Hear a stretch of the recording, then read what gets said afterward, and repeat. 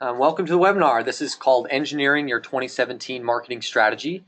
Um, this is an exclusive webinar for our clients and friends, so thank you for joining us, taking some time out of your day today. I'm sure you're busy here toward the end of the year and planning your marketing strategy for the next year. So hopefully I can give you guys a few tips and some guidance as to kind of the process that we kind of take here at Foxtail Marketing to develop these marketing strategies for our clients, and to really get some good results here for 2017. So just going over the presenters today. This is Sarah.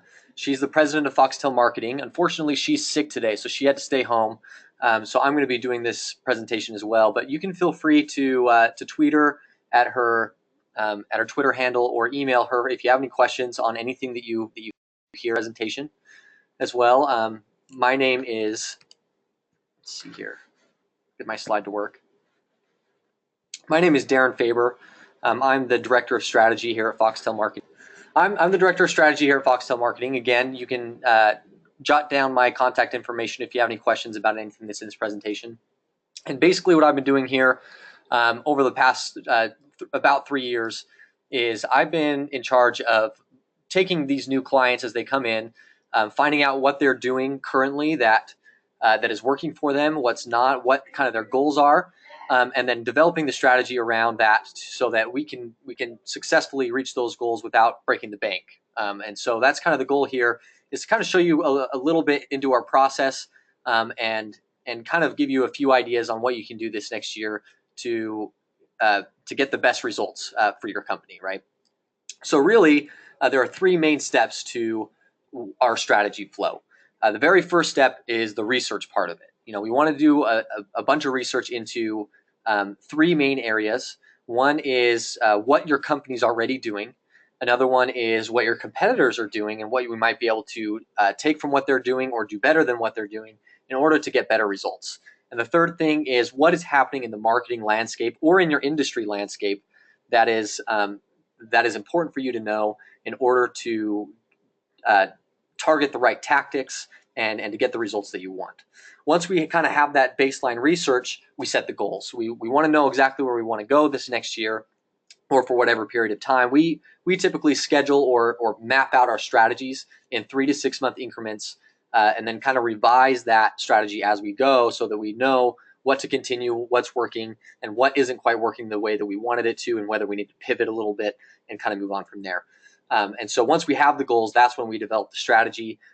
We go into what pieces of content we want to create, what the flow is that we want to follow, and what are we actually going to do as a marketing team for the company, right? So I'm going to take you through these steps, just kind of step by step. And this is called engineering your marketing strategy.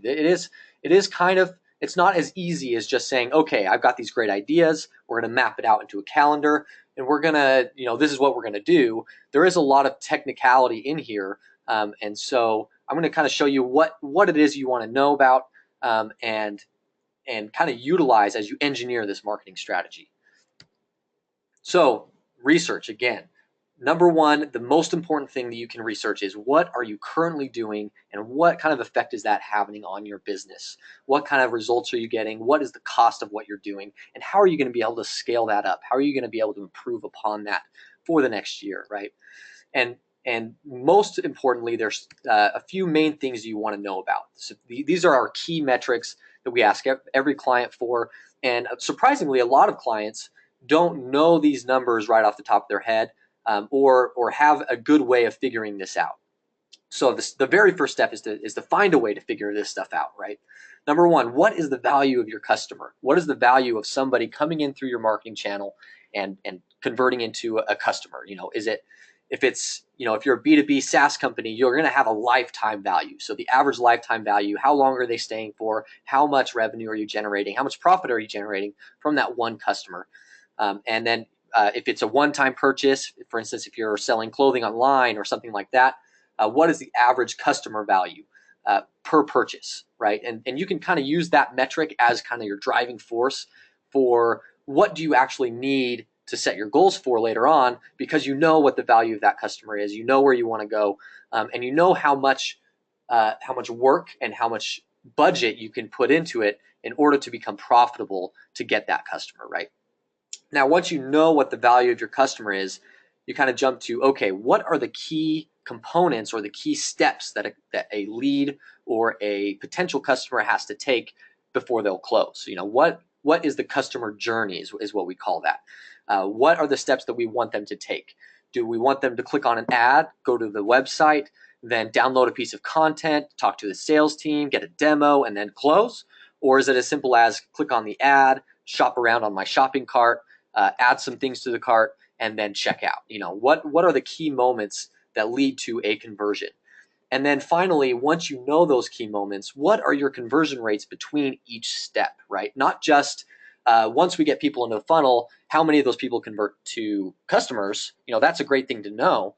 But what are the conversion rates for each of those key moments? How many people who click on an ad actually fill out a form on that landing page? How many people who fill out that form then go on to download a piece of content? How many people who download that piece of content then request a demo, and how many people who take a demo end up becoming a customer? Those are the kinds of steps that we want to know. What are the conversion rates for each one? Because it will help us know, what are our targets for cost, for numbers, for each one of those steps, and we can use those as the goals in our marketing strategy, right? This statistic at the bottom says among high-performing marketing teams, 88% say the customer journey strategy is critical to the success of their overall marketing. So the best marketers know what this looks like. They know what their journey map looks like, and they know how many people they need to get each step of the way in order to reach their goal of customers, right? So this is kind of what this looks like. I'm going to try to use this drawing tool here to kind of illustrate how we get to what this looks like. So first of all, we want to know what one customer and what it takes to get one customer, right? And we've kind of identified certain steps to take in order for that customer to become a customer. So we know that in order for anyone to become a customer, they want to take a demo. And we know that about 10% or for every 10 demos that we give, one person becomes a customer. And this is just for simplicity's sake. Hopefully it's higher than that. Hopefully you're not giving 10 demos before you get one customer. But maybe that's the case. So we kind of mark that conversion rate right there, right? So we need 10 demos at a 10% conversion rate to get one customer. And then before the demo, what step did they take? We've identified that they download a piece of content generally before they take a demo. And it's generally, again, at about a 10% conversion rate. So we know we need to get 100 content downloads to get 10 demos and then get one customer. And in order to get one content download, we need about 10 visitors. So to get 100 content downloads at a 10% conversion rate, we need 1,000 visitors to that page, right? And so we can kind of map all this out. Obviously, each one of these percentages should be different for each step of the way and will be different for your business. But kind of the goal here is that you know exactly how effective your marketing has been thus far, and where you need to improve and what are the numbers that you need to do in order to get there. And this also applies to the cost or the value of the customer. So here we have, let's say a customer is worth $1,000 of the lifetime value of this customer, right? The same thing goes for each step of the way. Because a customer is worth $1,000, we know that a demo is worth $100 because every time, for every 10 demos, we get a customer. So we consider a demo to be worth $100 and so on down the line. And so these kind of play into kind of our target costs for each step of the way. So when you go through this the other way around, when you say, okay, how much are we spending in advertising to get visitors, and then in advertising to get maybe content downloads or to get someone through the funnel from visitor to the content download, and you look at your numbers, these here are your target numbers for what you want to do. You don't want to spend more than $1 in your advertising or in your other methods to get a visitor, because that's going to end up down the line not providing any profit to you, right? And you don't want to spend more than $10 to get a content download or $100 to get a demo, because that's kind of where your value's at, right? For your $1,000 customer, and with these conversion rates, that's kind of what your target metrics are for generating those customers, right? So the most important part here is to know in your personal business and in your marketing efforts, what are the numbers associated with it, what are your conversion rates, and what steps are you there to take? And then you can kind of diagnose that situation. You can look at your overall plan and say, okay, cool. Now, where can I improve? Where can I increase the conversion rate maybe here? Do I need to add another step? Maybe I just need to get my distribution costs down so that when I get people through the funnel, I'm actually making profit with that customer, right? And so this is kind of the core of everything that we do here in marketing. Is the goal is not just to generate visitors or content downloads or leads or shopping carts or just getting people to call into your dental practice or whatever it is that you're doing. The goal is to increase revenue. The goal is to increase revenue. That is the goal of your marketing. And so every step of the way needs to make sure that it's underneath the cost associated with it. And you won't know that if you haven't mapped this out. If you haven't done your research on your own business, on your own marketing efforts, and you don't know your own conversion rates, and you don't know how much you're spending, really you're just kind of shooting in the dark and you're just hoping that you're getting customers at a profitable value, right? Okay. So the next step of the research is, what are your competitors doing? What are they doing that's successful? What can you take from that strategy and kind of apply to your own strategy? What are they doing that's not quite as good that maybe you can get a competitive edge on them with? And there's a number of different ways you can do this. The primary things that we look for when we do a competitor analysis are these 4 areas: SEO, search engine optimization, content, pay-per-click advertising, and in their social media, right? We want to know exactly what keywords they're targeting, what content they're creating, what ads they're running, and what they're doing on their social media, so that we can kind of take the good things from what they're doing and apply it to our own strategy, and also identify areas where we can do things better than they can, and kind of get that edge on them, right? So what we like to do is we do a competitive analysis using tools like these 4 tools, right? Ahrefs.com is a great tool that kind of shows a lot of website metrics, including where you're getting your traffic, what keywords you're targeting, and even shows things like your PPC keywords, your landing pages, where your backlinks are coming from, those kinds of things. And they will show that for any website on the web, right? So you can type in your competitors as well and find out what they're targeting with their keywords. What are they ranking for? How much money are they spending on their PPC ads? What do their landing pages look like? What is their messaging on those landing pages? Where are they getting most of their traffic? So it's a very, very useful tool to use in order to get a lot of that information. Alexa.com is another great tool that kind of has a similar mindset of getting that kind of website metrics, but they also dive into who are the people that are going to your competitors' landing pages. It helps you build those buyer personas. It gives you site metrics, and it even gives you actionable insights for what you can do to grow your website and your offering in comparison with those other people. Another tool we like to use is this Google PageSpeed Insights tool, especially because page speed is becoming more and more of a factor in Google's algorithm for ranking searches, right?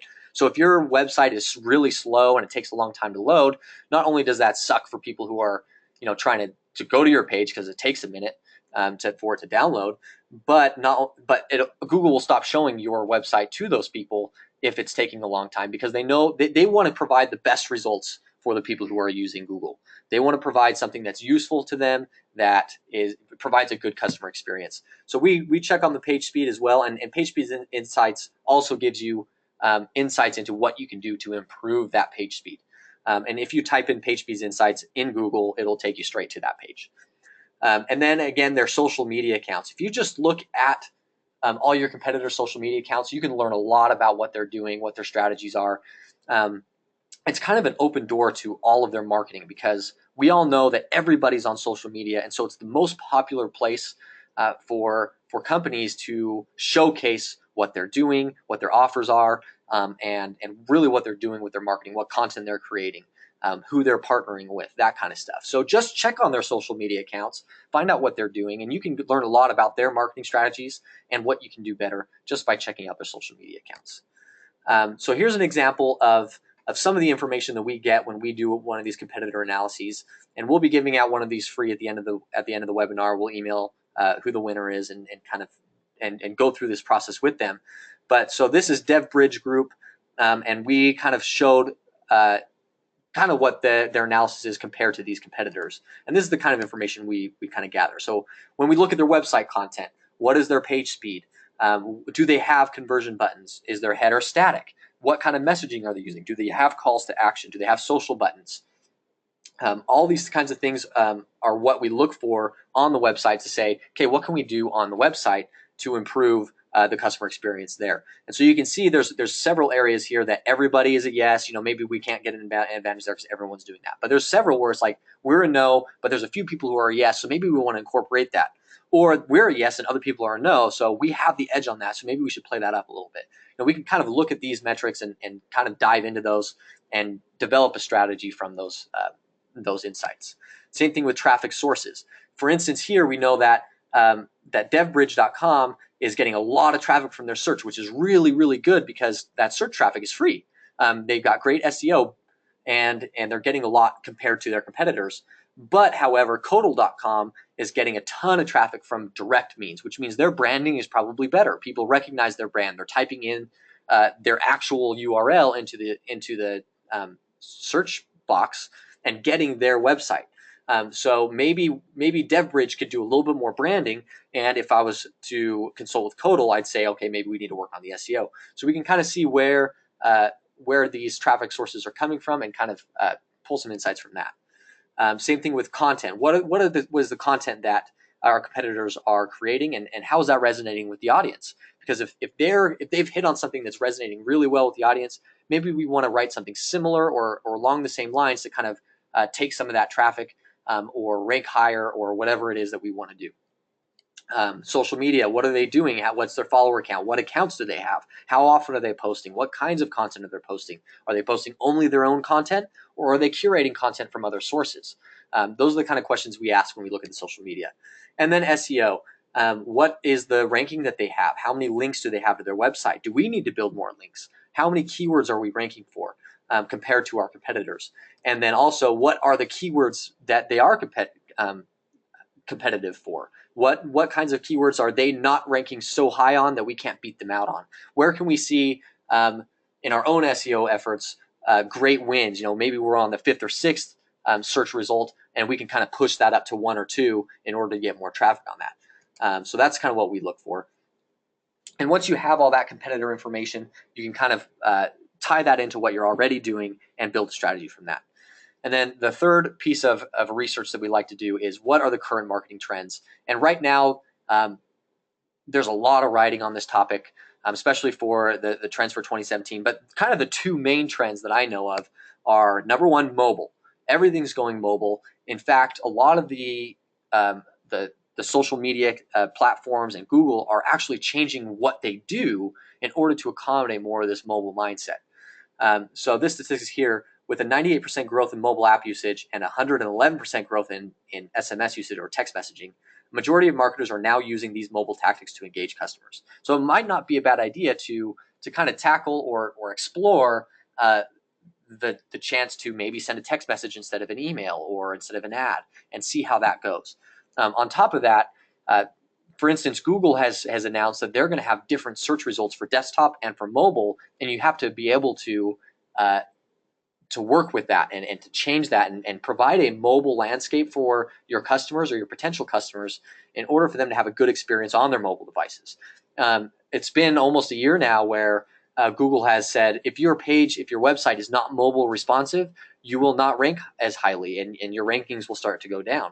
So we really want to be conscious of this mobile distribution method and make our content readable and legible on mobile devices, because that's where a ton of that traffic is coming from. Advertisements. It's not uncommon for us to see when we run an ad for anything that we do or anything our clients do to see that 80 to 90% of the people who click on the ad are clicking on it from their mobile devices, and therefore the landing page needs to be mobile and the messaging needs to be mobile, and the offer itself, what they're downloading or what they're signing up for, needs to be optimized for mobile. And so everything needs to be consciously mobile friendly, basically. The other thing is video. Video is exploding right now. I mean, we've had YouTube for a long time, and so we know that video has kind of been popular, but video is becoming a bigger and bigger part of marketing in general. This, for B2B companies, this statistic right here, that 59% of executives would rather watch a video than read text, is massive.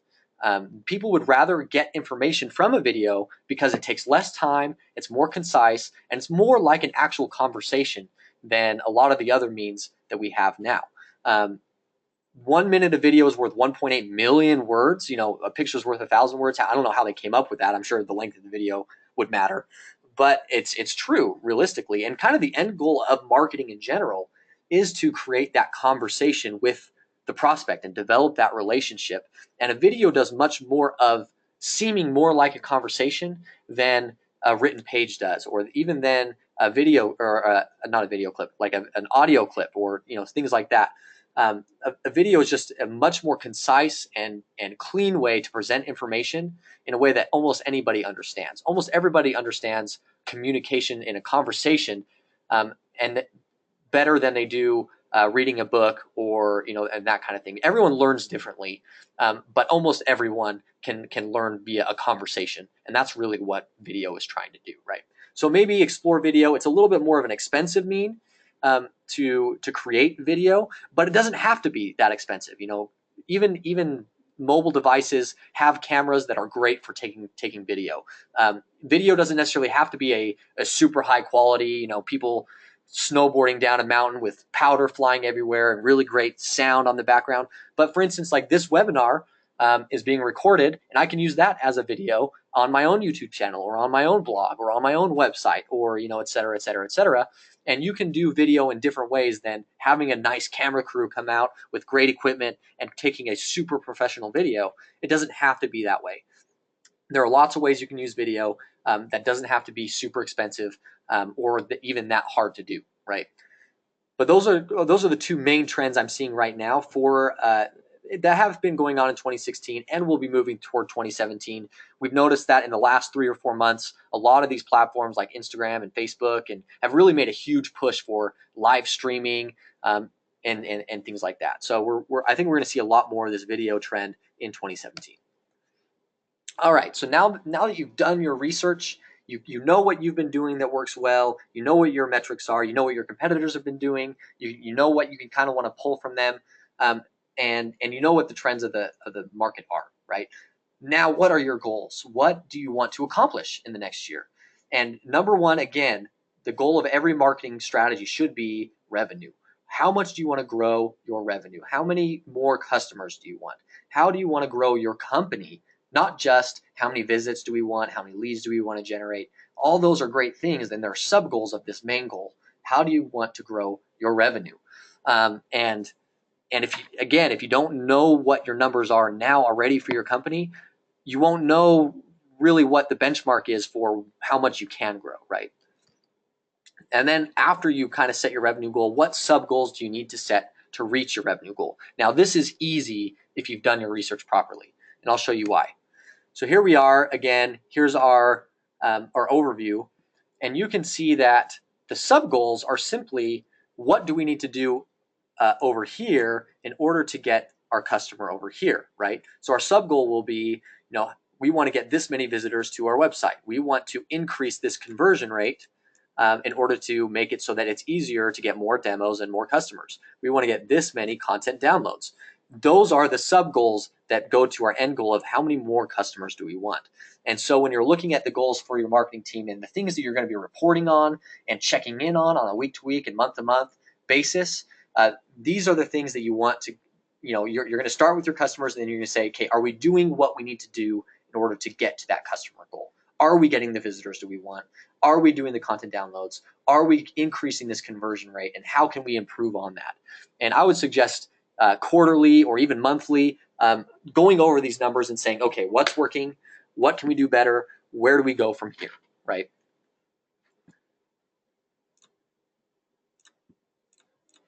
Okay, perfect. So the very first thing is, and then once you have those goals, you start developing the strategy. So the very first point, and we want to cover all of these things. So let me just a quick overview. From these goals, you can see that how many people you want to get into the funnel is one goal, and how do you want to convert these people is another goal to the end. So, but the most valuable thing, in my opinion, is this conversion rate here. And I'll show you why. So number one, how can you convert more of your traffic? Instead of paying an arm and a leg to get more and more and more traffic, right now, which isn't necessarily a bad thing, how can you convert more of that traffic once it gets there? And this is why it's so important to do that. So here's our conversion rate here. This is 10%, and this is kind of what we need to get in order to get to that customer. Now, if we increase that conversion rate by getting a better ad, or by putting another step in here that sends an email to these people, or whatever it is that we've done that we're testing to see if that increases the conversion rate. If we can double that conversion rate to just 20%, suddenly we only need half as many visitors to get to this one customer than we did before. And suddenly we have twice as much budget for that, because it costs so much less, because we only need 500 instead of 1,000. So if you can increase this conversion rate, suddenly you've freed up a lot of space. There's a lot of more doors open to you, and you don't need as much to get the same results, right? And so instead of focusing first on getting more people into your funnel, focus on converting more of those people, because then you don't necessarily need so many more people. Now, once you've done this conversion rate part of it, then you can focus on getting more and more people in, but you're going to be so much better off, because you're converting more of those people and you're getting the results that you want. And this goes the same way for the value of these things. So your customer is still worth $1,000 and so on back, but now your visitor is worth $2 instead of $1. So now you maybe can try out some more aggressive methods of getting these visitors to the website, because you're not held to that threshold of just $1 per visitor. You now have up to $2. And I wouldn't suggest like saying, okay, well, now we had this visitor is worth $2, so let's spend $2. You still want to get that cost down as much as you can, but it gives you a little bit more leeway to say, okay, this method over here of getting visitors to your website might be a little bit more expensive than what we were trying before, but now that we're converting more of these people, we can afford to maybe try that out and see if maybe that increases the conversion rate even more, because we're getting people from a more reliable source, or we're getting people from a more targeted area of the internet, right?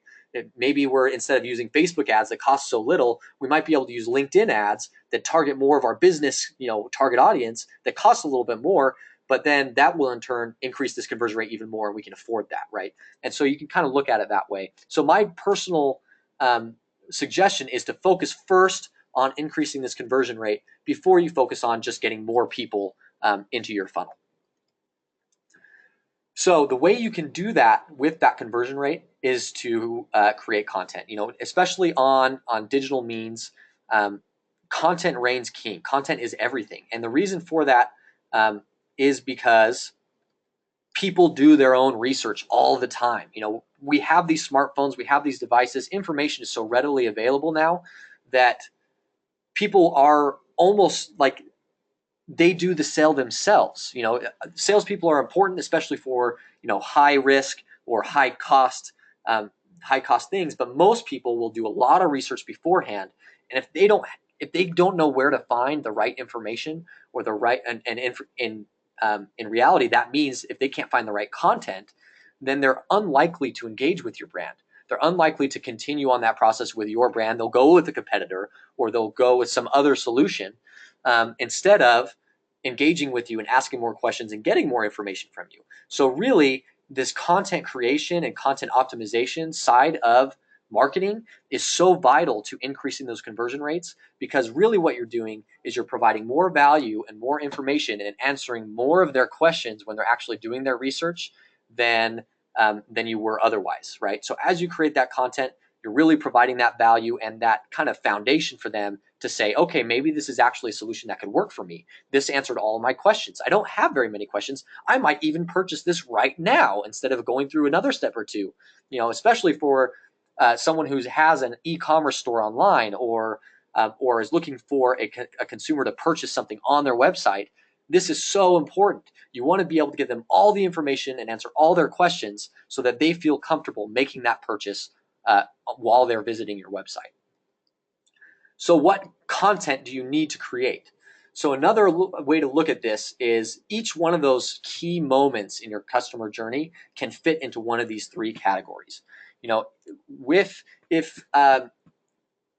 we see that people are not downloading content, but you're getting a ton of people to the website, but they're not downloading this content about you, then maybe you need to do something here that catches their attention more. Maybe you need to do something that is more interesting or more valuable to them on a much grander scale that doesn't necessarily apply to your actual offering, in order to get them to ask the question, okay, who are these people and what do they do and what can they do for me?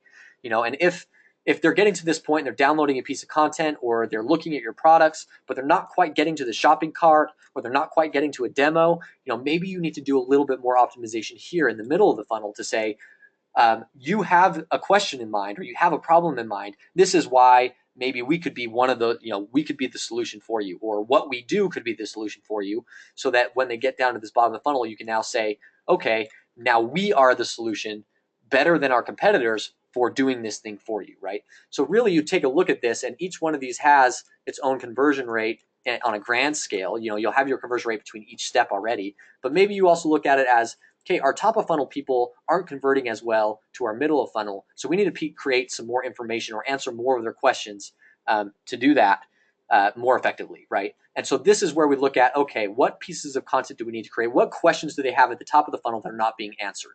What questions do they have in the middle of the funnel that are not being answered? What questions do they have at the bottom of the funnel that are not being answered? And whatever you come up with, that is the content you need to create. That is the content that they're looking for. Basically, you ask your customers, or you go to your buyer persona, and you just ask yourself, if I were there, what questions would I have? And list them all out, and that is the content you need to create in order to increase this conversion rate and get more of these customers. So let me erase these drawings real quick. Okay, so what content is available to create? Now, there's a different mixture here. I've put this list in here. Some things are stronger for B2B clients or customers, and some things are stronger for B2C. That's just kind of the nature of how people expect to get their information. B2B people generally are okay with reading a guide or watching a demo or reading a bunch of blog content, stuff like that. B2C people are a little bit more quick. They don't want to spend all their free time researching and reading through things in order to make a decision, unless the decision they're making is has a high risk or high cost to them. So some of these things might apply more to a B2C audience than a B2B audience, and vice versa. So the very top of the funnel is for educating. Basically, the goal of the top of the funnel is to give people value without expecting value in return. And really, but the value you do get in return is that they ask more about you. They ask more about what it is, why are you providing this information? And not only that, but you become the source of that information. And when they need more of it, they'll come back to you, right? And they'll continue to touch on your brand or your company in order to get the answers they need, and then eventually the solution they need to their problem. So top of funnel content might include informational ebooks, how-to videos, blog content, infographics that are well designed and very interesting. Social media content is a great top of funnel thing that can work well. And podcasts are often fun ways of getting in touch with your audience at a more top of funnel broad way than saying, this is my product, you should buy it, but saying, here's something that might interest you. So look at your buyer persona, look at what interests them outside of what your offering is, and maybe create some content around that to just kind of gather them more in. What are you interested in? I want to provide some more of that so that they can come to my website and engage with me more, right?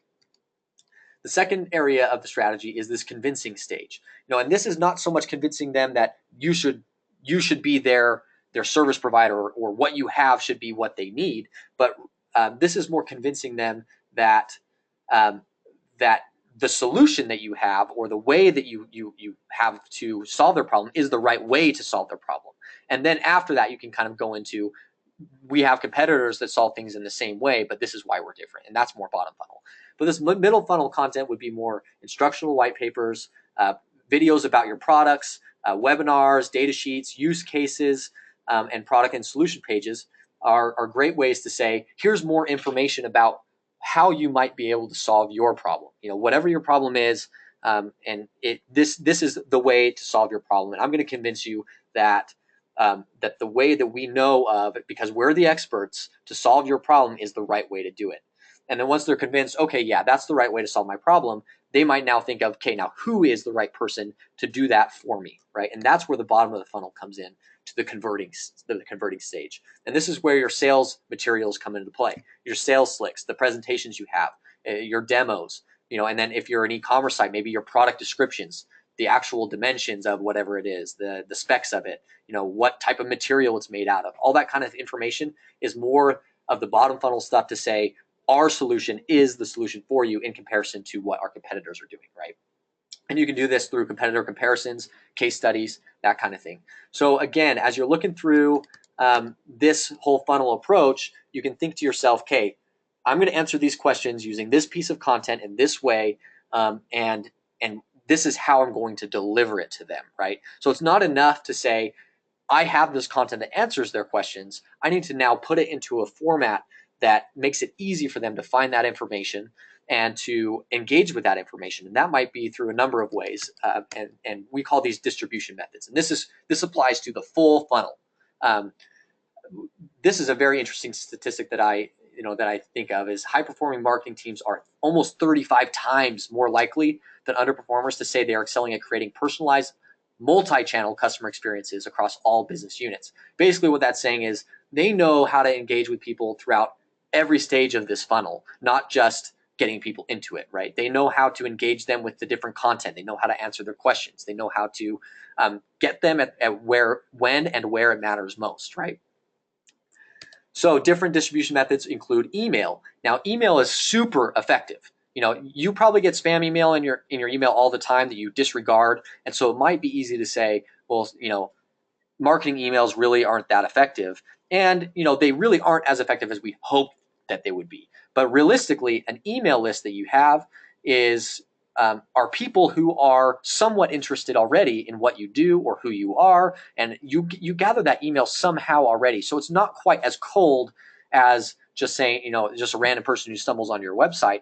Sending an email with an enticing subject line that appeals to what they were, the reason why they gave you your email, ends up being a very effective way to get people into your funnel. And something that I've seen, in tons and tons and tons of marketing campaigns, no matter what the offer is, whether it's to sign up for a webinar or download a piece of content or take advantage of a 30% off Christmas sale or whatever it is, email tends to be the most reliable and the highest converting method of distributing that offer and that content than anything else. And you can see here that between 2015 and 2016, more and more people are saying, email is actually working for me. It's actually providing a lot of value.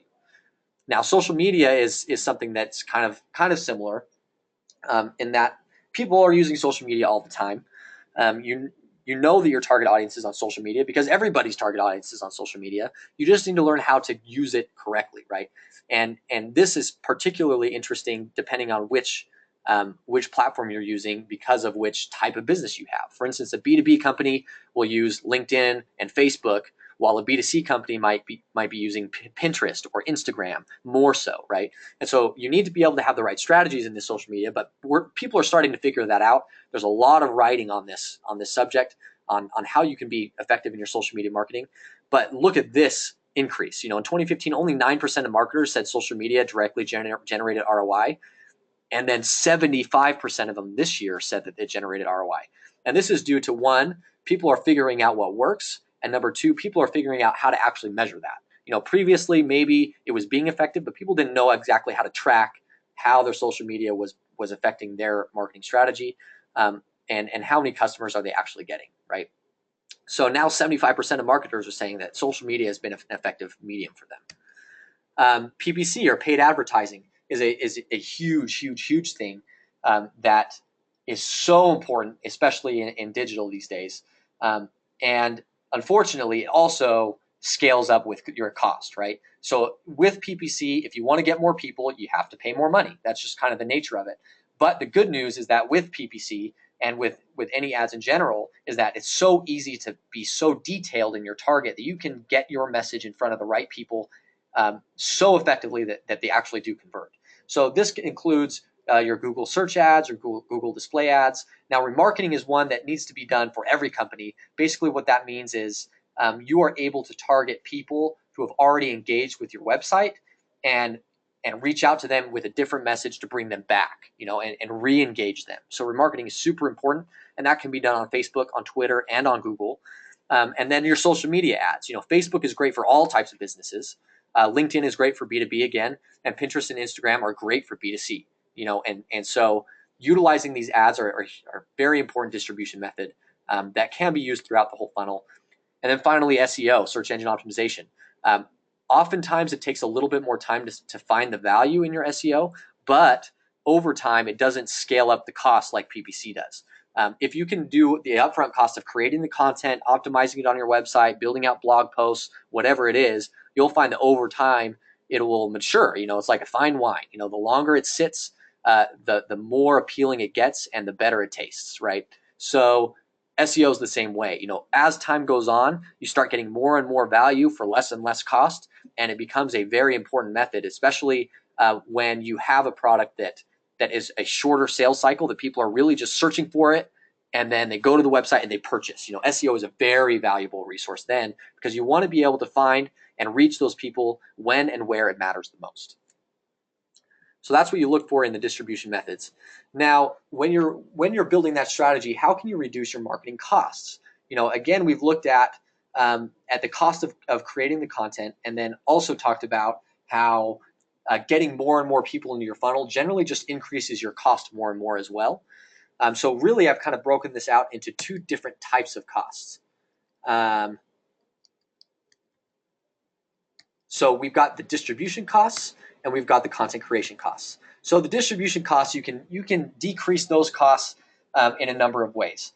Number one, and most importantly, every marketer should learn how to test ad copy, landing page copy, images on those assets between each other, so that they know what's working most. How can you increase your conversion rate? Simply by changing your image, or by changing a few lines of your headline, or whatever it is. Test. Just keep testing over and over and over again. Once you know what's working from one test, build another test on that. Test it against something different. And as you do that, you'll find patterns in what you do with your audience. And it's different for every industry and every business, but you'll find patterns that work. And as you find those patterns, your marketing will become more and more and more effective, and you'll be able to convert more and more people. And we've already seen that just provides more and more value to you and your marketing team. Leverage SEO. SEO usually has, again, a little bit more of a time frame for how it works, but again, it decreases that distribution cost in the future. If you can get some things ranking highly on your website or on your blog, then you can continue to get better and better results without ever paying more money, and that will decrease your distribution costs. Again, use your email. Email is next to free most of the time. You might pay for your marketing automation tool or a MailChimp account or whatever it is to send your emails, but generating emails can be a very cheap way of doing it, and then using those emails after that is free. And don't be afraid to do it. I've talked to a lot of people who are afraid to use their email list because they're afraid that people will unsubscribe from their email list. But I mean, that's counterintuitive, because if you're not using it, you don't get any value. And if they're going to unsubscribe anyway, then maybe they weren't the right people to reach anyway, and you don't want to waste your effort and your time marketing to those people anyway. So it's actually better for you. So use your email. Don't spam the crap out of your email list or anything like that, but use it frequently. Try different offers, try different content pieces, those kinds of things, and you'll find you'll get a lot of value out of your email list. And finally, be a little bit more scrappy. There are some methods that are a lot like, and kind of what I put here is basically the equivalent of online door-to-door sales, right? You don't necessarily want to go around and knock on everyone's door. It's mundane, it's hard to do, and you don't necessarily get a lot of value out of that all the time. But it's a little bit different online, because there are more scrappy methods on social media to actually reach your target consumer in a logical way that makes sense to them. And these kind of mediums include organic social posting more readily, or going to Quora and Reddit that are free tools to answer questions and to provide information to the people who are on those subreddits.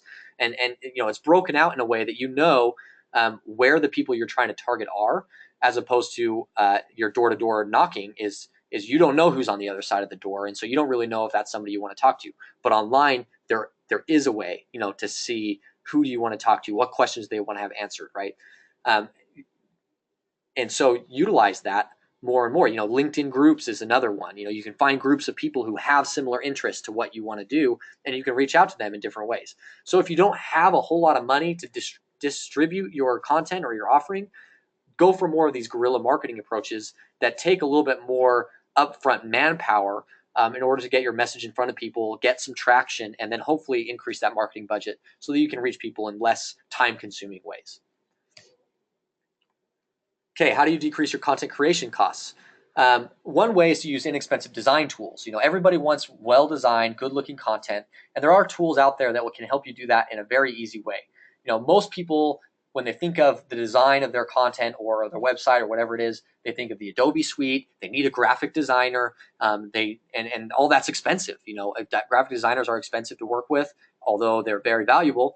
But you can use tools for like Canva and Stencil as ways to create, maybe smaller projects for your social media account or for your promotions or for your emails in a very intuitive way and for much less money. So that's one way to kind of decrease that content creation cost. Another way is to outsource. Outsourcing is one way for you to get basically a team of marketers or content creators or social media people or whatever it is for the same cost as maybe hiring even just one person into your company to do the same thing. It's obviously it's a little bit more difficult just because you have to then manage that relationship.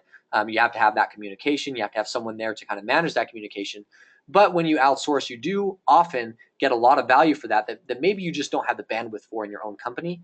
And so outsourcing is a great way to kind of decrease that content creation cost. Another way is to repurpose your content. So once you have a great piece of content, like an ebook or a webinar or a video or something like that, break it down into smaller pieces. Break it into blog posts or smaller video clips, or transcribe it and put it into other content, or build a slide deck out of it and use it that way. Basically, everyone learns differently, and so in order to tackle everyone or as many people as you can, you want to repurpose that same piece of content into as many different formats as you can. And in doing so, you'll be able to put that content in different formats more and more and more and reach more and more people, right? And that will decrease your content creation costs because you're not trying to recreate the wheel with every piece of content. You're taking one great idea and you're cascading it into a number of different ways in order to reach more and more and more of those potential customers. So finally, the budget. How do you budget? Well, you look at two different ways. Again, this is, every marketer will say, well, just give me all your money and we'll do everything we can with it. But obviously that, as a marketer, that makes sense. But as a business person, someone who's running the business, that doesn't necessarily make sense. So I'm not going to tell you how to decide what your budget is, because that's going to be different for every company, for every industry. And is really more of an executive decision based off of what your resources are, where they need to be applied to in the grand scheme of things. But I would say free up as much as you can. Obviously, in order for your business to grow, you need to get more and more customers. So freeing up as much budget as you can for your marketing is very important. I've looked at this in two different ways. I have an economics background in school, and so I think of this in economic terms, is that you have the fixed costs and you have the variable costs. Now, the fixed costs are your content creation, your outsourcing, your marketing automation tools. And the reason why I say they're fixed is because you can continue creating additional content and working with those things and sending emails, stuff like that, for about the same cost every month, and it will continue to grow, with the same cost. As you create a piece of content, the next month you can still use that content and also create more content, and so on and so forth. And over time, you get more and more content for the same monthly or yearly cost, right? However, the variable costs are the distribution costs. You can't just turn off your ads and expect to continue to get more people into your funnel while your ads are off, right? In order to increase the distribution of your content, you need to increase the cost, and that's where the variable costs come in. In order to continue to make that grow, you have to put more and more money into it, right? So kind of illustrating that again, building out this funnel here is what I call the fixed cost, because you can have a budget for that and it continues to grow over time for the same amount of cost. However, getting people into the funnels is your variable cost of promotion. And so as you're kind of looking at this, you think to yourself, okay, well, if that's the case, where do I apply my budget? Is it more valuable to me to get more and more people in and put all my budget toward promotion? Or is it more valuable to me to kind of build out this further and increase my conversion rate and all that kind of stuff, right? So this is kind of the step-by-step that I have for how this works. So first you need to assess your initial funnel. Do you have something that is converting customers at all? And if you don't, then you need to put all your budget into building something that's converting customers. There's no point in putting all your money into promotion if you don't have something that's going to convert people, right? So put your initial budget, as much of it as you need, into building a simple funnel with a clear flow that you can measure, right? That you can see how it's working. Then once you have that, I would put some budget every month into adding to that funnel, increasing those conversion rates, adding steps to it where necessary, maybe building out a new funnel for a new offering or a new audience, that kind of stuff. And then apply all the rest to promotion. And so as the year goes on, hopefully your marketing is working, and you're able to free up more budget or add to that budget. And as you go, you can still have that same budget every month to build content, and then you apply more and more and more and more to the promotion and get more and more people into that funnel. So as you grow, add more money to promotion, and your content creation costs will basically stay the same unless you have some sort of huge initiative or change that you need to make. And then that being said, you will continue to increase your conversion rates while also getting more and more people into your funnel, and you'll get more and more customers, right? Okay, so and then finally, you want to make sure your goals match that budget.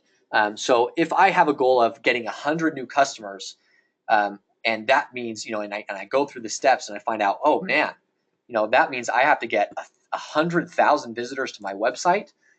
That means, and depending on what my cost is currently of getting a visitor, maybe it's $1, then I think to myself, holy smokes, that's going to take me $100,000 to get that many visitors all the way through to the customers, right? And so maybe that doesn't quite match up. If I don't have $100,000, maybe I need to change my goals a little bit to make sure they align, right? And you can kind of play with the numbers a little bit and think to yourself, if I increase this conversion rate a little bit and this becomes only 50,000, then maybe I can make that work. So maybe my main priority here is to get this conversion rate up, so then I can make that goal work with this budget, and this becomes more of a priority, and you know exactly what you need to do. But in the end, the most important part is that your budget matches your goals, and that there's not any sort of gap in between them, because your executives or whoever you're reporting to is going to ask you, why aren't we reaching our goals? And you don't want to halfway through the year be like, oh, well, we didn't have enough budget to meet these goals. Well, he's like, well, why didn't you tell me that 6 months ago?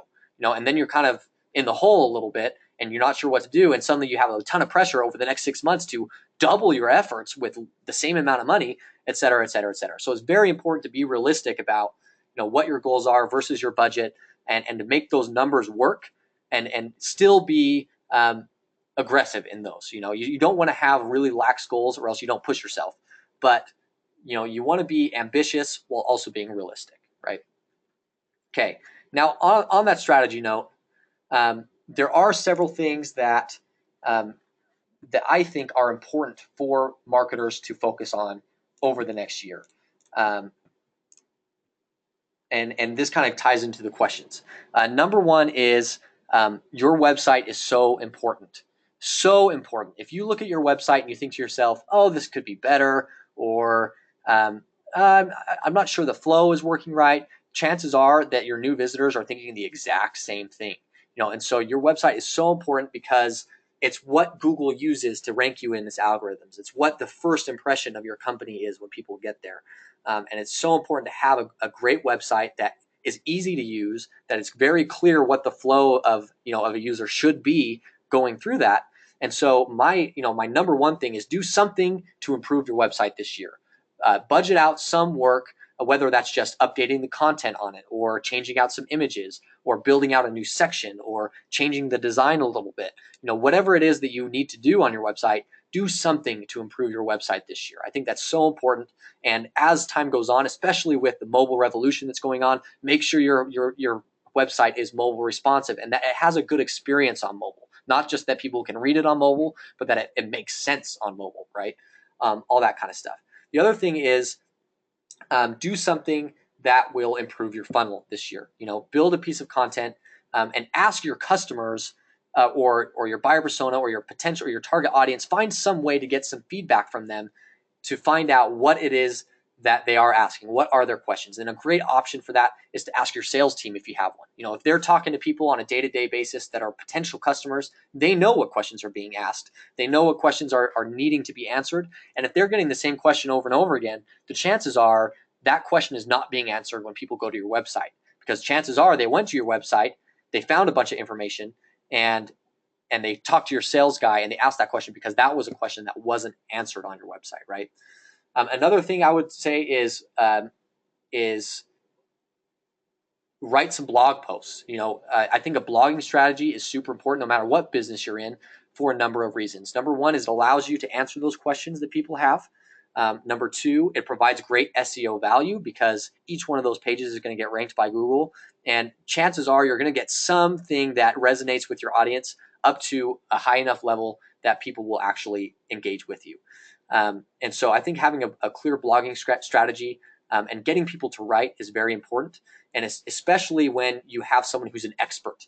If you have someone or your business is offering something that most people don't know about and that's why they're coming to you, make sure that expert is being known as being that expert. Have them write stuff. Have them talk about stuff. Have them write, go to, do a webinar or things like that and get their name out there as an expert in the field. And people will come to you as a company because they know that you have an expert there that can solve their problem. So those are some of the things that I think are super important for this 2017 strategy. And if you have more questions, you can feel free to shoot them in right now, or you can email me again. My email is darren@foxtailmarketing.com, and I would love to have a conversation with you guys about your own personal company and more detailed into, and more personalized to you. What are your questions for your own marketing strategy? How can we help you plan for 2017 in a way that makes sense for you? And at no cost or whatever, just shoot your questions to me because I just want to help you have that strategy for 2017 and make sure that you feel like you're on the right track. And if we can do that, then that's what I love to do as the director of strategy. I love to develop those strategies. So just shoot me an email, ask me some questions, and we can go from there. So if you have any questions right now, use the question feature on the GoToWebinar panel there. But if there are no questions, I'm just going to chill for a minute or two to see if any questions come in, and then we can end.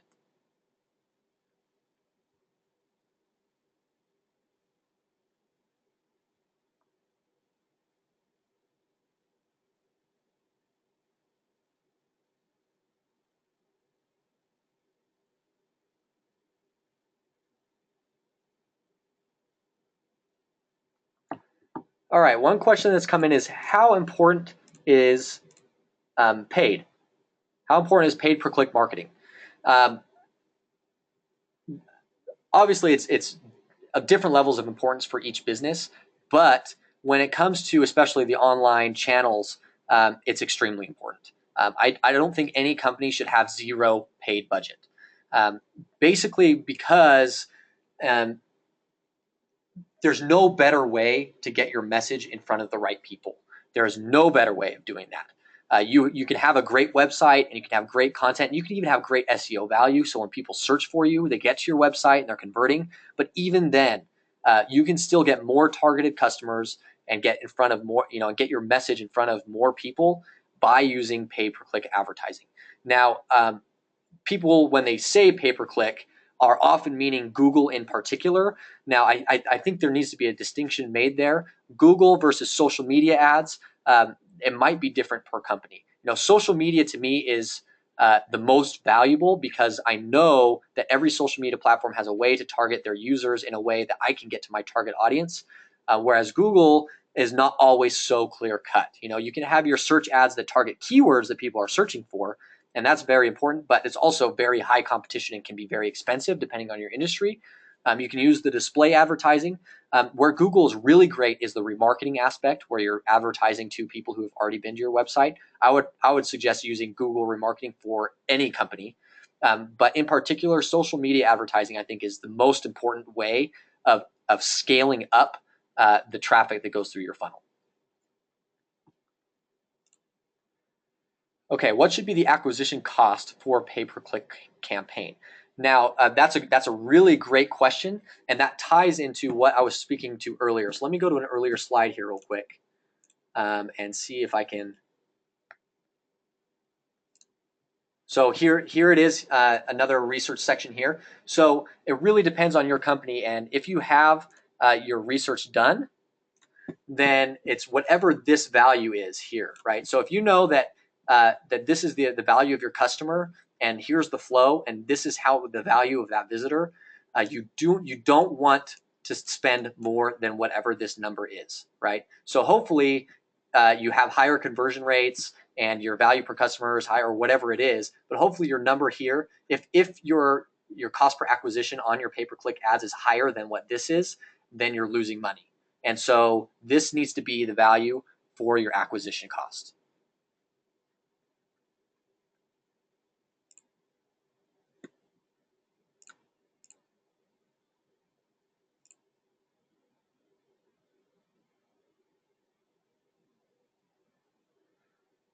Okay, perfect. Thank you again. I know it's been a full hour, so thank you for spending your time here on the webinar.